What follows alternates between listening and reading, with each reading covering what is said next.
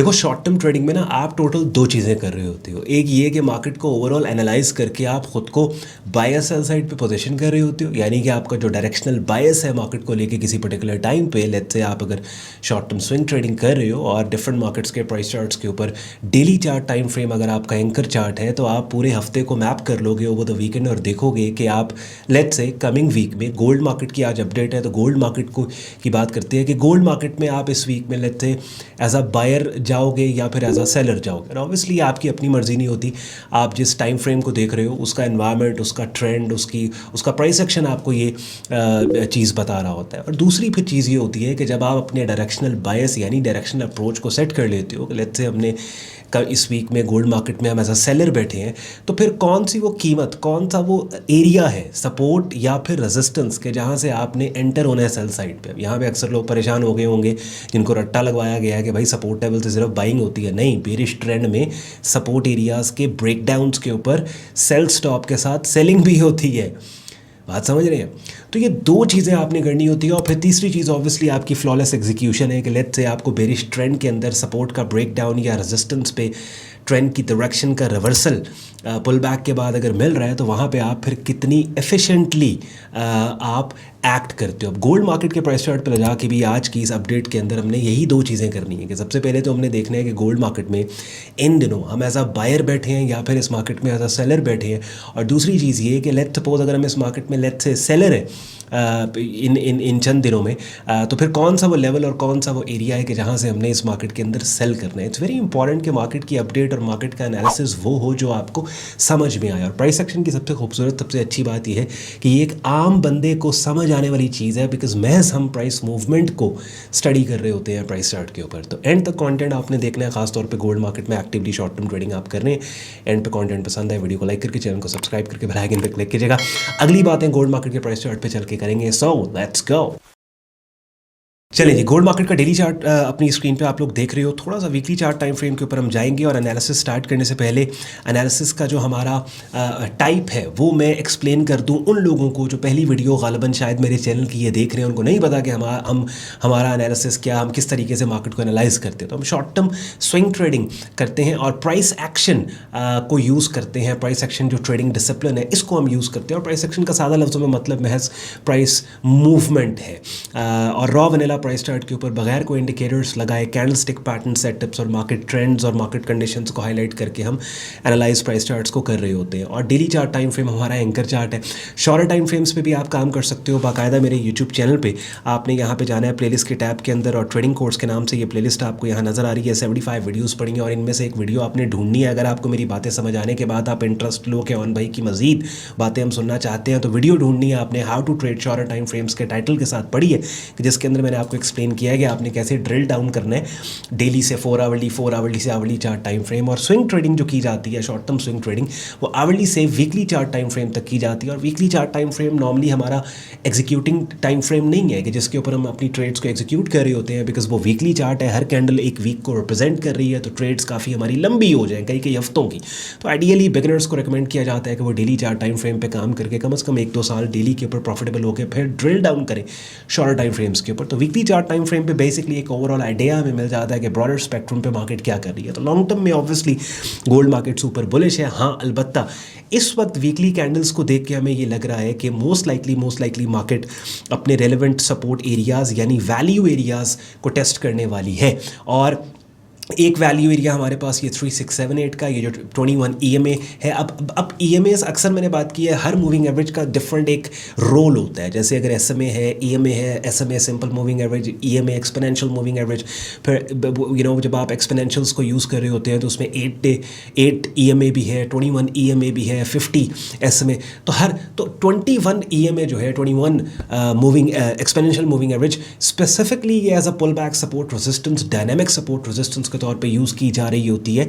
और यहाँ पे वीकली चार्ट टाइम फ्रेम पे ये तकरीबन $3700 के पास है। तो मोस्ट लाइकली डेली कैंडल्स को, वीकली कैंडल्स को देख के we are hoping for a little bit more deeper pull back. Weekly chart time frame bullish है लेकिन हम एक्सपेक्ट कर रहे हैं पुल बैक को। इसी आइडिया और चीज़ को लेके हम डेली चार्ट टाइम फ्रेम के ऊपर ड्रिल डाउन करके डेली के एनवायरनमेंट को असेस करेंगे।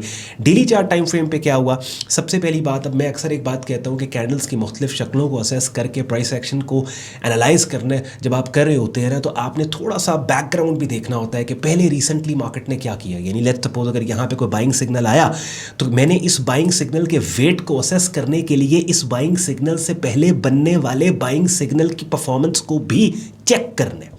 मिसाल के तौर पे यहाँ पे एक bullish pin bar let's suppose buying signal आया, ऐसी कैंडल की शक्ल बन गई जो कीमतों के उठने का क्लू दे रही है। लेकिन यहाँ पे अगर कैंडल की शक्ल बनी है जो कीमतों के उठने का लेट्स सपोज मुझे क्लू दे रही है, इस शक्ल के बनने से पहले भैया यहाँ भी तो बनी, 22 अक्टूबर को भी तो बनी, 24 अक्टूबर को भी तो बनी, हाँ, तो मार्केट को ऊपर चले जाना चाहिए था। वो कैंडल्स की शक्लें भी तो कीमतों के उठने का क्लू दे रही थी। अच्छा ठीक है, मिसाल के तौर पे हम कहते हैं जी वो लिक्विडिटी ग्रैब था, लिक्विडिटी स्वीप था, फॉल्स ब्रेक था, तो भाई मार्केट को लिक्विडिटी ग्रैब करके ऊपर मार्केट चली जाती।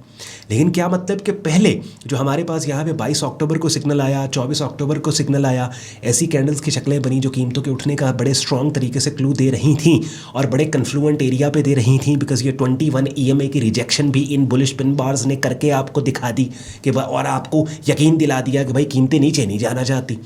तो क्या हुआ कि ये वाली शक्लें फेल हुई, ये जो बाइंग सेटअप सिग्नल्स फेल हुए, और उनके फेलियर के बाद फिर मार्केट ने दोबारा जुर्रत नहीं की कि वापस रीटेस्ट करे उन फेल्ड सिग्नल्स के हाई को अभी तक। तो उसका मतलब ये है कि वीकली चार्ट टाइम फ्रेम जो हमें फीलिंग दे रहा है कि मार्केट को डाउन साइड पे जाना चाहिए, सेम फीलिंग हमें डेली चार्ट टाइम फ्रेम भी दे रहा है। और मार्केट यहाँ पे शॉर्ट टर्म आप देखो कि शॉर्ट टर्म कंसोलिडेट भी कर रही है और हमें सेम फीलिंग यहाँ पे आ रही है कि भाई price wants to go lower. तो एक चीज़ हमने बिल्ड कर ली कि भाई जैसे मैंने वीडियो के स्टार्ट में कहा था कि 2 काम करने होते हैं एक ट्रेडर्स ने, कि सबसे पहले अपने स्टांस को बिल्ड करना होता है उसने प्राइस चार्ट पर जाके कि क्या वो मार्केट में सेलर है, क्या वो मार्केट में बायर है। स्टांस बिल्ड करने के बाद दूसरा काम होता है कि अच्छा अब अपने स्टांस के ऊपर काम उसने किस कीमत किस एरिया से करना है। तो स्टांस हमने बिल्ड कर लिया कि we are sellers in this market at least अगले आने वाले चंद दिनों में और इस हफ्ते में, और सेल करने की जो बेस्ट जगह हैं अब हम उनको देख लेते हैं।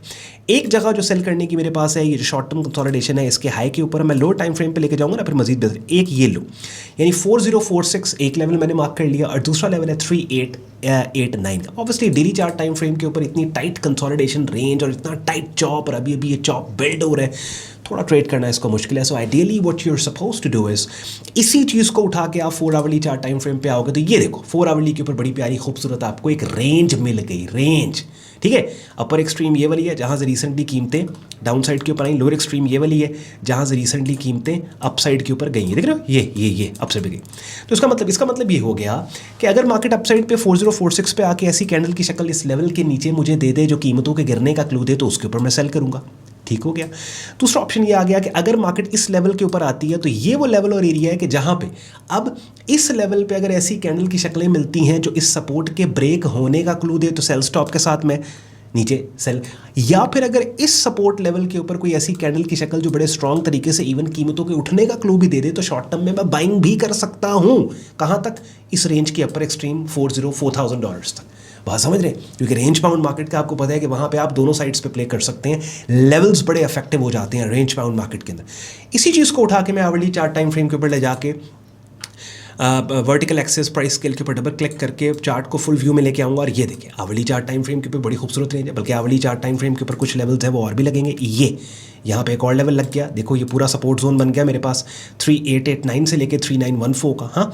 और ऊपर मेरे पास रेजिस्टेंस के अंदर भी एक और लेवल है जो मैंने मार्क किया, ये देख रहे हो, ये लेवल मैंने मार्क किया, ये गौर करो इस पर, ये वाला लेवल कीमतें गिरी, ये वाला लेवल कीमतें गिरी, ये वाला लेवल कीमतें गिरी 4030 से 4046 का।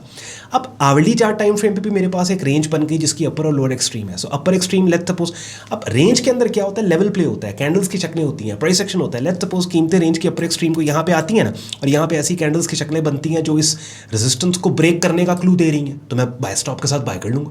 या यहाँ पे मुझे सेलिंग सिग्नल मिलता है, मैं सेल कर दूंगा। नीचे मार्केट आती है, यहाँ पे आती है 3889 और 3914 के सपोर्ट एरिया में, इस सपोर्ट के ब्रेक होने के क्लू देने वाली कैंडल्स की शक्लें, सेलिंग सेटअप सिग्नल, सेल कर दूंगा सेल स्टॉप का। यहाँ पे बाइंग सिग्नल मिलता है स्ट्रॉन्ग तरीके से, बाय कर लूँगा मैं। और वो जितनी कैंडल्स की शक्लें जिनको एज अ सिग्नल हम यूज़ करते हैं, ऑलरेडी मैंने आपको यहाँ पे यूट्यूब चैनल पर पढ़ी, ट्रेडिंग कोर्स की प्लेलिस्ट में पढ़ी 75 वीडियोज़ के जरिए मैंने आपको समझा सिखा दी है। डेली की एक वीडियो भी आप देखना स्टार्ट कर दो, बाय द टाइम आपकी प्लेलिस्ट कंप्लीट होगी, काफ़ी हद तक आपको उन कैंडल्स की शक्लों का और मार्केट का पता लग जाएगा।